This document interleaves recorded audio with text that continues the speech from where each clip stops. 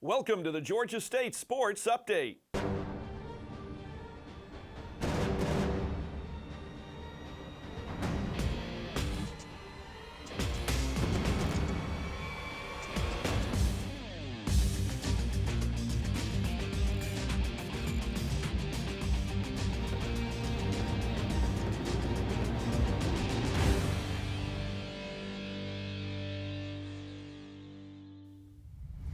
Dave Cohen joined in studio here in our first segment of the Georgia State Sports Update. Georgia State's head basketball coach Ron Hunter. And, well, you've been in the studio all weekend, the NCAA tournament. Yeah. You've been busy working with the Turner and the CBS sports folks, and saw a lot of good basketball in those first couple of rounds, a lot of upsets. One thing I like about the NCAA tournament is when you get those really high seeds, like Arkansas, Little Rock, pulling off the first and second round upsets. Yeah, it was a lot of fun.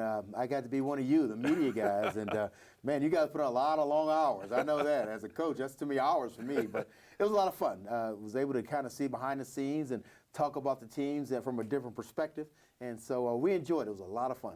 It's a little bit different perspective for you because you're not coaching. You're watching other coaches coach, and I'm sure at times as you're sitting there, because what do they have, like 15 televisions in there, and you're watching all the games, you may focus in on a certain game, and then the Ron Hunter coaching aspect may start to come in. This is what I would do, and this is what I was doing last year when we were down in Jacksonville in the same situation. Yeah, there's no question. It was a great learning experience because what I was watching were all the teams that won in the first round, and I was watching how their reaction, what came next. And so when we're in that situation again, I'd probably do some things a little bit differently just from that perspective. And a lot of it has to do with the media, to be honest with you, about when you make yourself available, how much you give to them.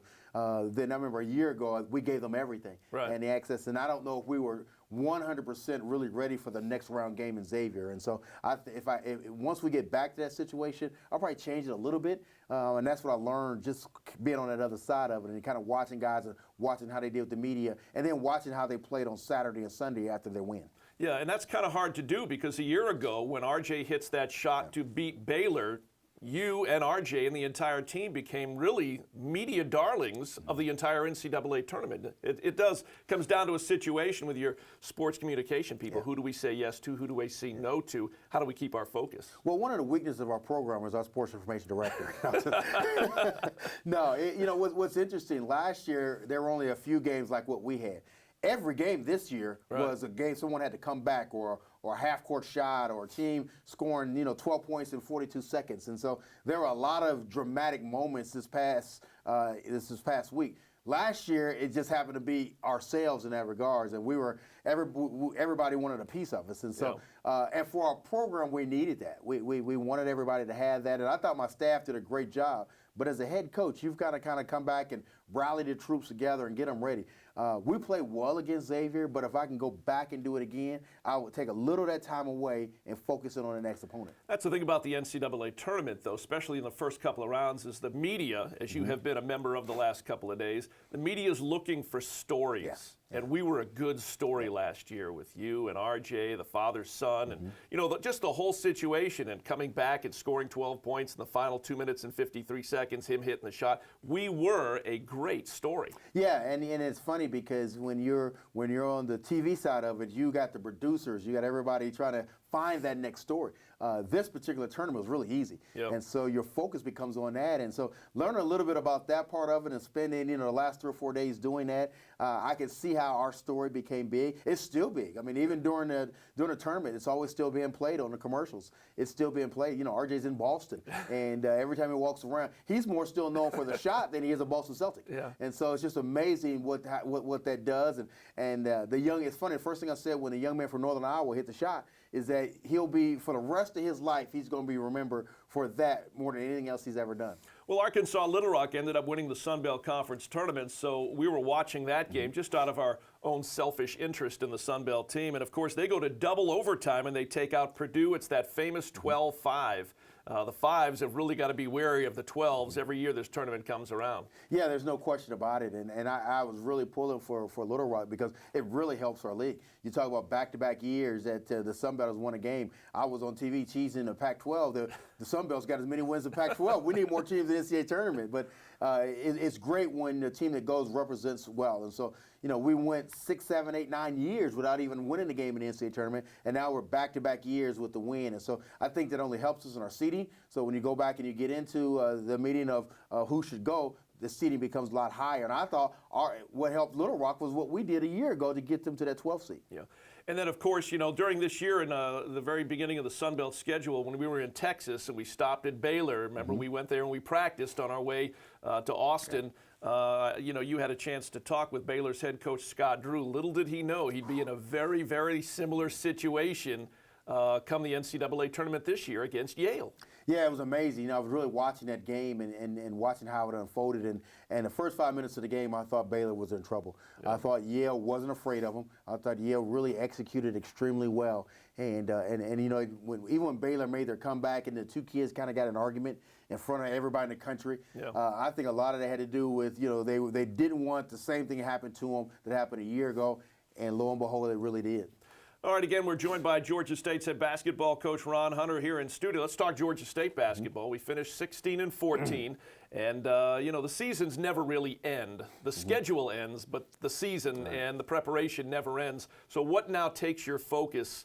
The NCAA tournament's down to the Sweet 16, and you're already looking forward to workouts during the off season. Yeah, right now what's important for us is player development and recruiting. Yeah. And we played a lot of young people, and we ended the season with three freshmen in the top 9.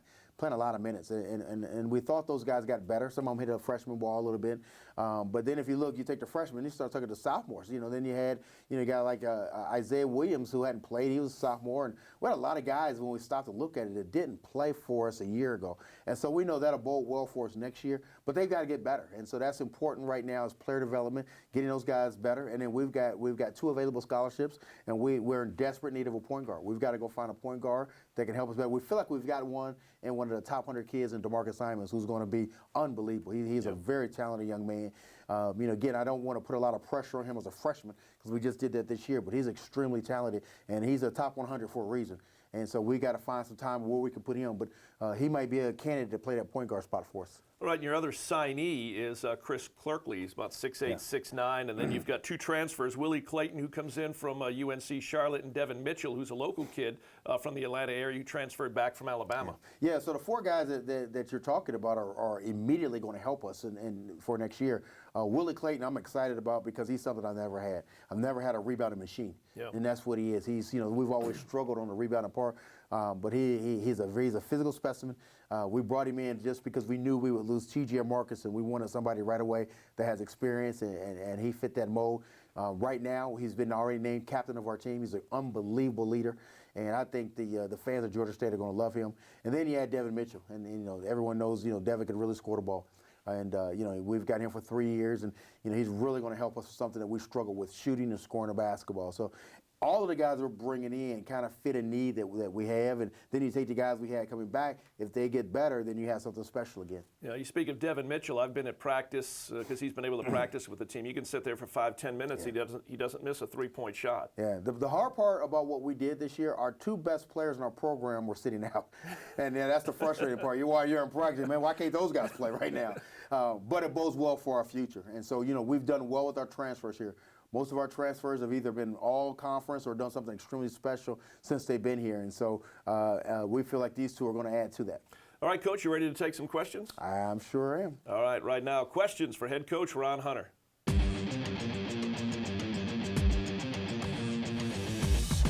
Hi, Coach. I'm Alex Deloney. I run Camera 2 for the Georgia State Sports Update, and just have a question for you. Now that the season's over, how does recruiting work for you and your staff? Now that the season's over, I'm more busy in the off season than I am during the season. I love when the season starts because I am actually here and I've got more of a schedule. Things get a little bit hectic now with recruiting and player development and some of the other things that I do with Samaritan's Feed and being a president of the Coaches Association. So my schedule gets filled up extremely quickly right now, but we're building to make sure that we're back in that championship game next year. My name is Kerry Miller, and I run Camera 3 at the GSU Sports Update. Coach, we have been told that you are a big football fan. So do you get a chance to go to the spring practice and cheer on Coach Miles and the team? And finally, will you go to the spring game? I am definitely a huge football fan. I will definitely be at the spring game. Coach Miles has banned me from football practice because when I get there, I usually want to run the offense and I want to pass every single time, and he makes sure that I stay far away from that. But no, I'm looking forward to our football team, and I love going to practice and watching those guys and support them. And I'll definitely be at the spring game. We actually bring our recruits in during that time, so that's a big recruiting weekend for us. Hi, Coach. I'm India Matthews, the floor manager for Georgia State Sports Update. We know that being a basketball coach is a year-round job, but do you have any plans for this summer? Basketball has become a year-round job, and it used to be the summers you could take off and relax and spend time with your family. But there are a lot of things that are going on with now we start practicing in the summer, individual workouts, recruiting. We also have our camps. I do a lot of traveling with Samaritan's Feet around the world, deliver shoes, and so the summer becomes very big into what we try to get done, and our camps and all the other things that we have going. So it's a busy time of year for us. All right, Coach, good questions this week, and appreciate you coming in. Thanks for having me. All right, that's Georgia State's head basketball coach, Ron Hunter. We're going to go right now to On the Schedule. Here's what's coming up this week in athletics at Georgia State.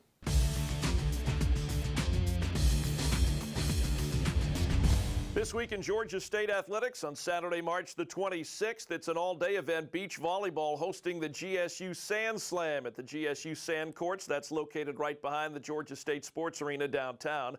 On Sunday, March 27th, Monday, March 28th, and Tuesday, March 29th, women's golf hosting the John Kirk Panther Intercollegiate out at Eagles Landing in Stockbridge, Georgia. On Wednesday, March 30th, Georgia State baseball on the road to Macon to take on Mercer.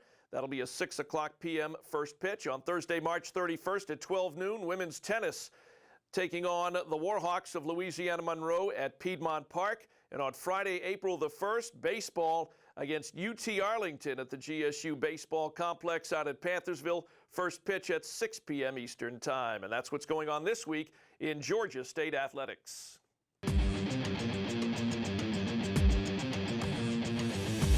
Back in studio here in the Georgia State Sports Update, and we turn our attention now to Georgia State baseball. Pleased to be joined here in studio by Georgia State's head baseball coach, Greg Frady.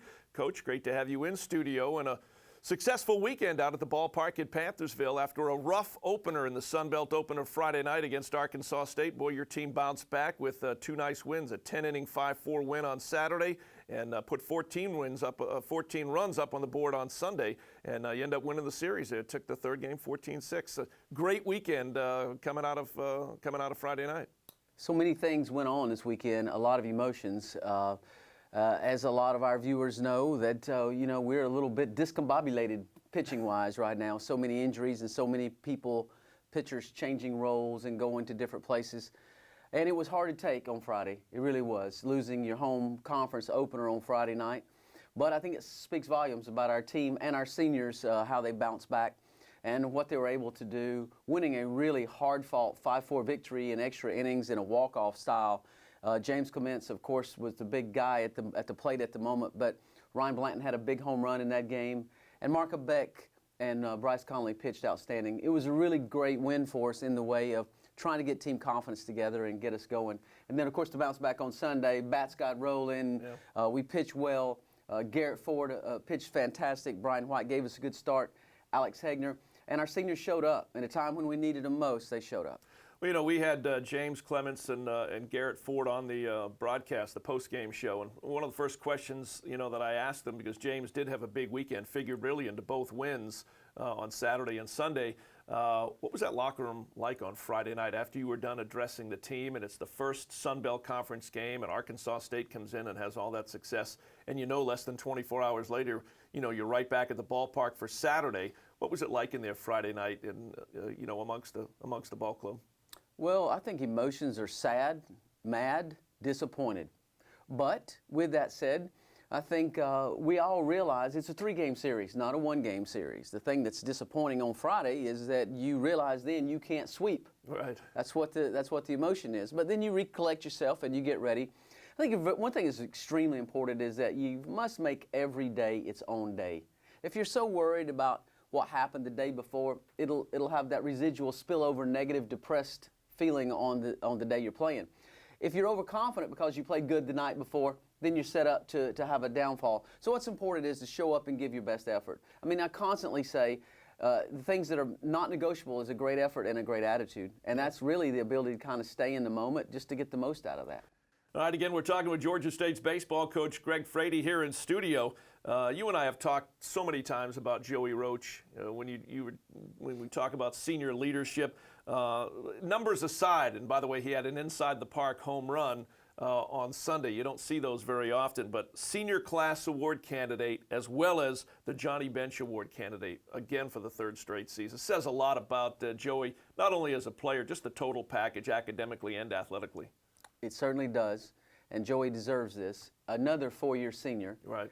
We all thought that he was going to be drafted professionally last year, and it was this huge surprise to every one of us that he wasn't. So getting him back was just like an amazing bonus because we really needed his leadership and his game performance. But there's three aspects, I think, that works inside our program that we recruit and we look forward to, and that's getting a great player, and I think he certainly fits that mode. Getting a great person, a quality person to represent your organization. He is a model citizen. And then lastly, a great academic student, and Joe has been at the 4.0 mark so many times while he's here. I think he's got a 3.9 overall GPA, an actuary science degree, a six-figure job waiting for him if he decides to go that way versus maybe not going into professional baseball afterwards.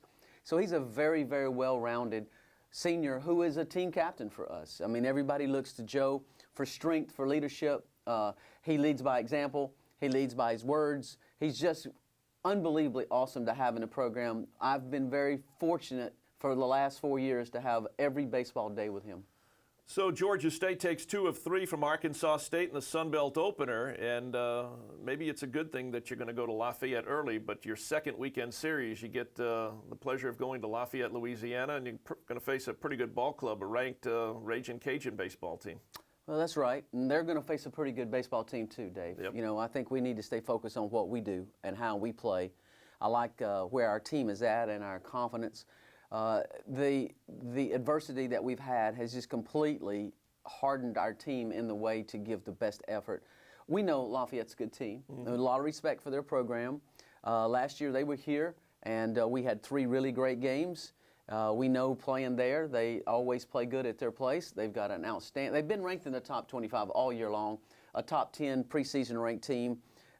Preseason to win our conference, and well, that's a lot of things to talk about. But the reality is that we just got to focus on playing good baseball. Yeah. You know, you should never really focus on your opponent. You should be focused on what you can do, particularly concerning baseball. So we'll be ready. You know, it'll be a great challenge. I look forward to it. And we got a lot of young players that needs to go through it for the first time, and we've got a lot of seniors that know what to do. All right, Coach, you ready to take some questions from the fans? Okay, great. All right, time now. Questions for Georgia State's baseball coach, Greg Frady.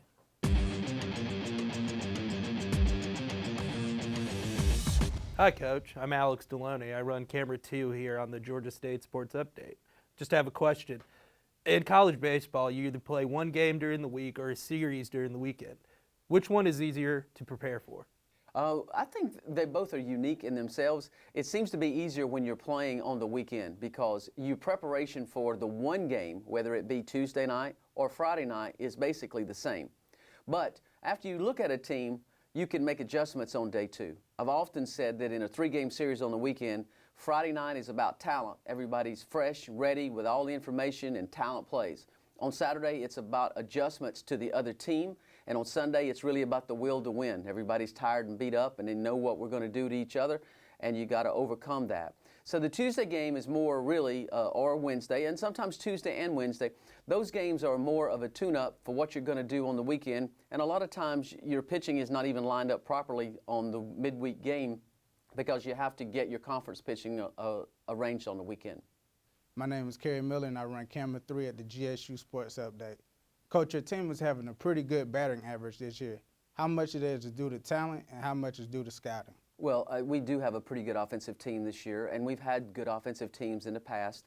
There's several reasons for that. Number one, we've recruited really good hitters, and we have very talented young men on our team. But not only are they talented, but their baseball IQs are good. They really study. They get the information. They're extremely coachable. They're willing to make adjustments during the game. I think our coaching staff does a good job of getting there early, staying late, getting the extra work, helping them out, and having them feel not only prepared physically, but having them prepared mentally in the way of their confidence and having their mind in the right place to compete.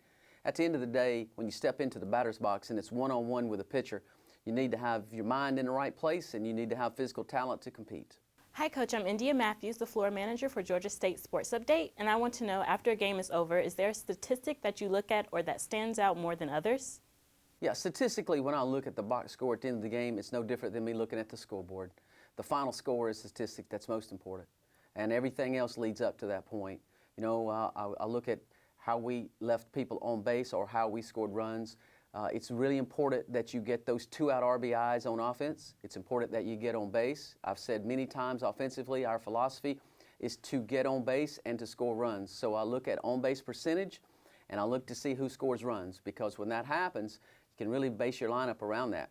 Pitching-wise, I look at who throws the ball in the strike zone and does not give up the freebies, the base on balls, the hit by pitches, and then I look to see who wins the 2-out RBI and limits that. And of course, defensively, I'm always looking at the extras. This weekend, Ryan Blanton threw a guy out at the plate and was a big play.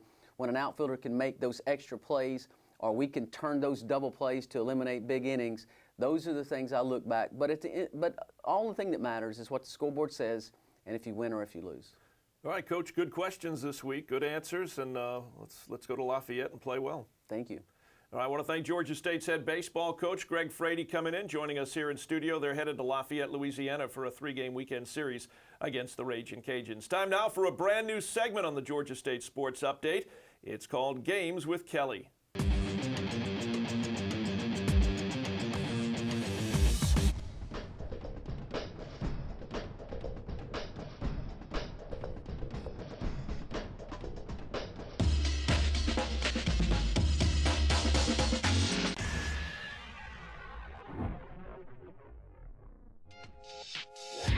Welcome, Panther Nation, to Games with Kelly. I'm your host, Kelly Livingston. Today is our first ever episode where we are here to play Jenga with men's golf player Nathan Maloney. Welcome, Nathan. Thanks, Kelly. So, have you played Jenga before? Yeah, it's been a long time, but I'm feeling pretty good. Okay. Like how good? Scale 1 to Like 10. 10, like you're going down, no chance. Are you serious? Mm-hmm. Okay, well, let's do this. Here are the rules of the game so you don't cheat in case you forgot.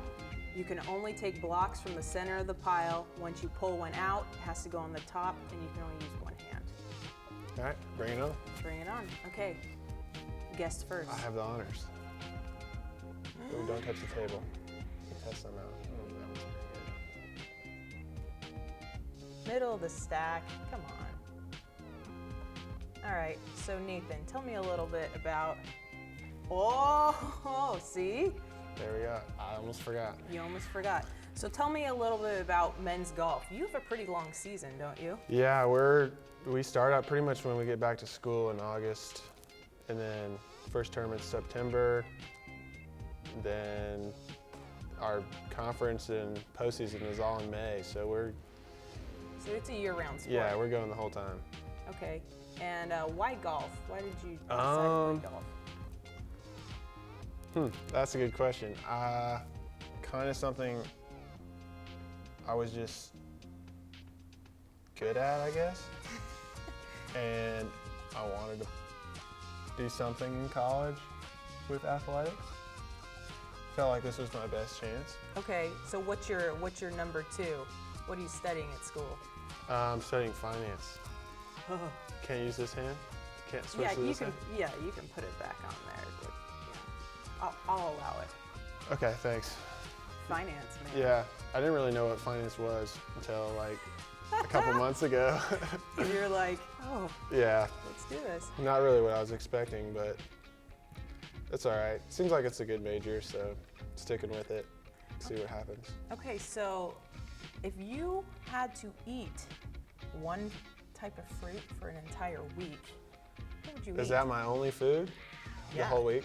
Like it has to sustain you. Probably bananas. I feel like that's a healthy one, you know. Lots of potassium, keep the cramps out. Gross. Eat a bunch of them. I don't like bananas. I'd eat pineapple. I don't like pineapple. No, it's too sweet. Put salt on it. I've never done That's that. what they do in Hawaii. And what brought you to GSU? What do you like about Georgia State? I really like our coach. When he recruited me, I took a couple visits, but I didn't get a huge feel for university. I mean, I grew up on a farm, so this is a huge change to downtown Atlanta for me. He played on tour for a while, so the knowledge he brings could be really beneficial. Be careful. Oh my gosh! Oh, it's going so badly for me over here. I'm seeing a good one, but Tell me where it is so I can. no. So if anyone's thinking about coming to Georgia State, do you have any advice for them? Why golf here is so great? You said the coach is great. The coach What is about- great. Our schedule is going to be great. We just added a tournament we're hosting in Scottsdale Okay. and Arizona. Scottsdale, Arizona. Okay. A bunch. Maui Gym is helping sponsor it, and a bunch of big schools want to play in it, which gets us in their tournaments. Nice. So it's just leverage.